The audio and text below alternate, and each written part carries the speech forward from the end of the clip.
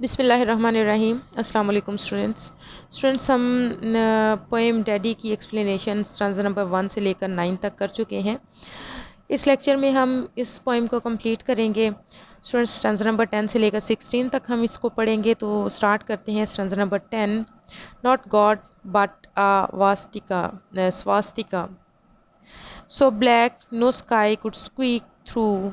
Every woman adores a fascist. The boot in the face, the brute heart of a brute like you. इस stanza में speaker क्या कर रही है, वो अपने बाप को गॉड से कंपेयर कर रही है। वो गॉड को क्लियरली एक हार्श और ऑमिनस पर्सनैलिटी समझती है।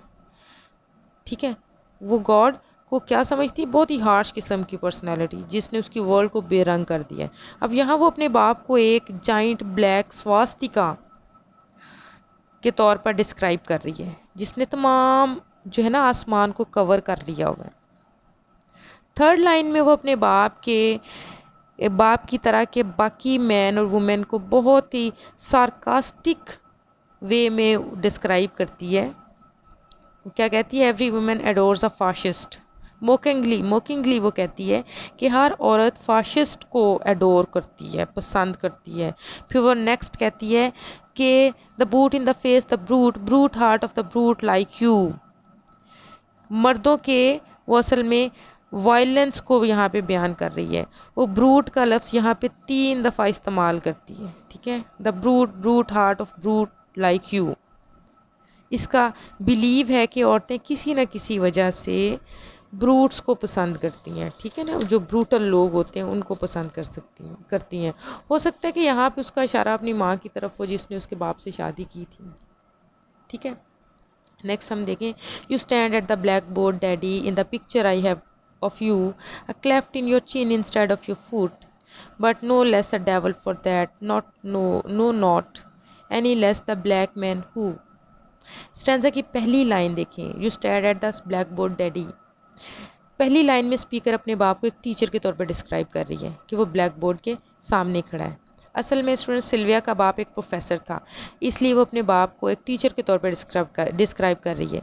वो इमेजिनेशन में अपने बाप की चिन पर क्लेफ्ट देखती है। ठीक है, cleft in your chin instead of your foot. ठीक है, चिन में क्लेफ्ट यानी कि आपने देखी होगी कि चिन समटाइम्स चिन में थोड़ा सा वो गड़ा सा पड़ा होता है ना, वो सेपरेट हुई होती है, तो इसको क्लेफ्ट कहते हैं। तो कहती है कि मेरे बाप की चिन पर क्लेफ्ट वो देख रही है, और वो कहती है कि ये क्लेफ्ट उसकी चिन की बजाय ना उसके पाँव में होना चाहिए था। अब इसका क्या मतलब है, इसका सिंपल मतलब ये है कि वो अपने बाप को एक डेवल के तौर पर देखती है, क्योंकि डेवल के बारे में ये कॉन्सेप्ट है कि डेवल जो है ना एक क्लेफ्ट फीट वाला एनिमल होता है। तो वो कहती है कि मेरे बाप की चिन्ह की बजाय ना इसके पाँव में क्लेफ्ट होना चाहिए था। ठीक है, फिर वो मजीद वो क्या कहती है, any less the black man who. वो उसे ब्लैक मैन कहती है, डार्क मैन कहती है। अब ये डार्क मैन या ब्लैक मैन जो है ना, उसकी डिस्क्रिप्शन उसके स्किन कलर की वजह से नहीं दे रही है, बल्कि उसकी डार्कनेस ऑफ सोल को रिप्रेजेंट कर रही है कि उसकी रूह जो है वो स्याह है। Bit my pretty red heart in two. I was 10 when they buried you. At 20 I tried to die and get back to you. I thought even the bones would do. अब इस स्टांजा में भी, ये stanza भी previous stanza से related है। वो कहती है कि उस ब्लैक मैन ने यानी कि उसके बाप ने bit my pretty heart in two, उसके बाप ने उसका दिल 2 टुकड़े कर दिए। बाकी के स्टांजा में ना हम लोग स्पीकर की अपने बाप के लिए डिफरेंट फीलिंग्स देखते हैं प्रीवियस लाइन से। तो वो क्या कहती है कि I was 10 when they buried you, at 20 I try to die and get back to you. यानी कि अगरचे वो क्रूअल था, ओवर बेरिंग ब्रूट था, मगर ज़िंदगी के एक पॉइंट पर स्पीकर ने उसे बहुत प्यार भी किया था। वो एक नेचुरल लव था जो एक बेटी का अपने बाप के लिए होता है। हो सकता है कि एक बच्चे के तौर पर वो उसकी क्रूएलिटी के बावजूद उसको प्यार करती थी, मगर एज एन एडल्ट वो उसकी बुराइयों को इग्नोर नहीं कर सकी। बचपन में वो उसे प्यार करती थी, लेकिन जैसे जैसे उसे समझ आती गई तो वो उसके बिहेवियर को एनालाइज करती गई, तो उसको उससे नफरत होती गई। तो स्टैंजा से ये पता चलता है कि स्पीकर 10 साल की थी जब उसके बाप की डेथ हुई, और वो 20 साल की उम्र तक यानी कि मज़ीद 10 साल तक अपने बाप के लिए मातम करती रही, रोती रही, और आखिरकार 20 साल की उम्र में उसने खुदकशी की कोशिश की। At 20 I try to die and get back back back to you. कि उसने 20 साल की उम्र में कहती है कि मैंने कोशिश की मरने की ताकि मैं दोबारा से तुमसे मिल सकूं, अपने बाप से मिल सकूं, लेकिन क्या हुआ कि वो नहीं मिल सकी उससे। ठीक है, क्योंकि उसका ख्याल था कि मैं हो सकता है कि मेरी हड्डियां अपने बाप की हड्डियों से मिल जाएं तो हमारी रीयूनियन हो जाए। फिर देखें नेक्स्ट वो क्या कहती है, but they pulled me out of the sack and they stuck me together with glue. कि लेकिन कहती है कि मुझे फिर बचा लिया गया, उन्होंने मुझे सैक से पुल आउट कर लिया और मुझे ग्लू के साथ दोबारा जोड़ दिया। मतलब इसका कहने का ये है कि मैंने मरने की कोशिश की लेकिन मुझे बचा लिया गया। And then I knew what to do, और फिर मैंने जाना कि मुझे क्या करना है। I made a model of you, मैंने तुम्हारा एक मॉडल बना लिया। May a man in black with the man came fluke. कहती है कि मैंने एक जो है वो तुम्हारे जैसा ही इंसान एक मॉडल बना लिया। अब इस स्टैंजा से हमें क्या पता चलता है कि स्पीकर ने खुदकुशी की कोशिश की लेकिन वो नहीं कर सकी, उसे बचा लिया गया, पुल्ड आउट ऑफ सैक। ठीक है, इस पॉइंट पर उसने रियलाइज़ किया कि वो अपने बाप को रिक्रिएट कर सकती है। कैसे कर सकती है?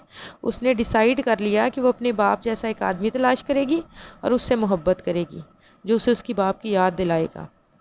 यहाँ पे हम फ्राइड की इडिपस कम्प्लेक्स की थ्योरी जो है ना वो वर्किंग में देखते हैं।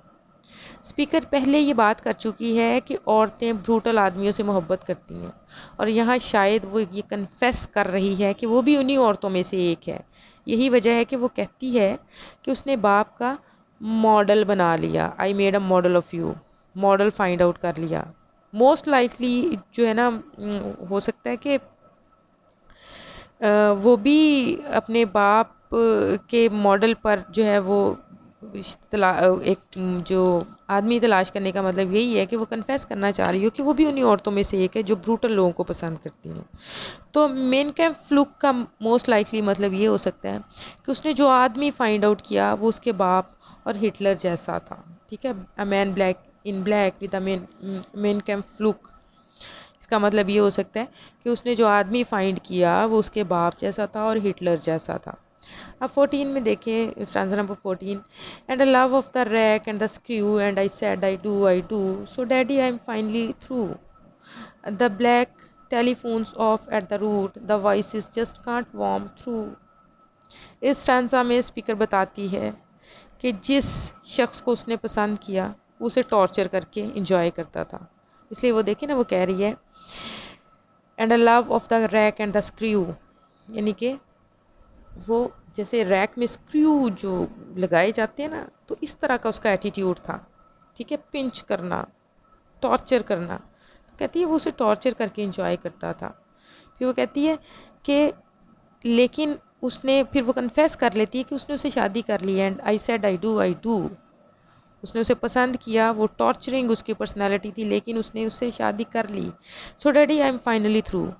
अब वो कहती है she is through, finally through, यानी कि आखिरकार उसने अपने बाप को रिक्रिएट कर लिया, अपने बाप का मॉडल पा लिया, एक हार्श जर्मन आदमी से शादी करके। अब उसे मज़ीद अपने बाप के मरने पे मातम करने की ज़रूरत नहीं रही क्योंकि उसको उसका मॉडल मिल गया। अब वो नेक्स्ट लाइन में the black telephone off at the root, the voices just can't worm through.